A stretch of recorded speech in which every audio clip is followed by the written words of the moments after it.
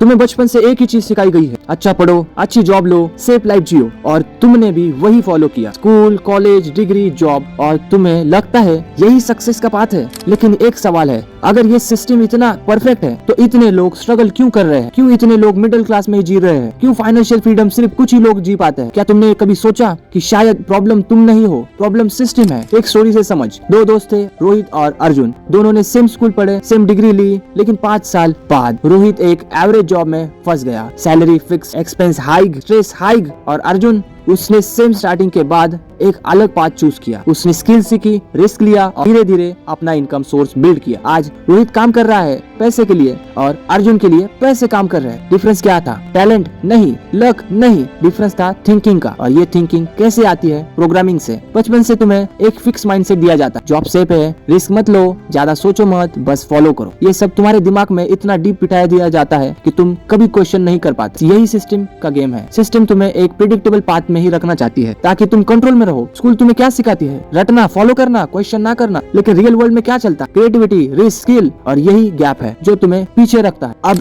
एक harsh truth, job बुरी नहीं है, लेकिन सिर्फ जॉब पे डिपेंड रहना डेंजरस है, क्योंकि जॉब तुम्हें सर्वाइवल देती है, फ्रीडम नहीं। और सिस्टम तुम्हें सर्वाइवल मोड में ही रखना चाहता है ताकि तुम बिजी रहो और कभी सोचो ही मत कि तुम और क्या कर सकते हो। अब सवाल ये है, क्या तुम इस साइकिल से बाहर निकल सकते हो? हाँ, लेकिन इजी नहीं है। सबसे पहला स्टेप अवेयरनेस। तुम्हें समझना पड़ेगा कि तुम किस गेम में हो। अगर तुम्हें गेम ही नहीं पता तो तुम जीत नहीं पाओगे।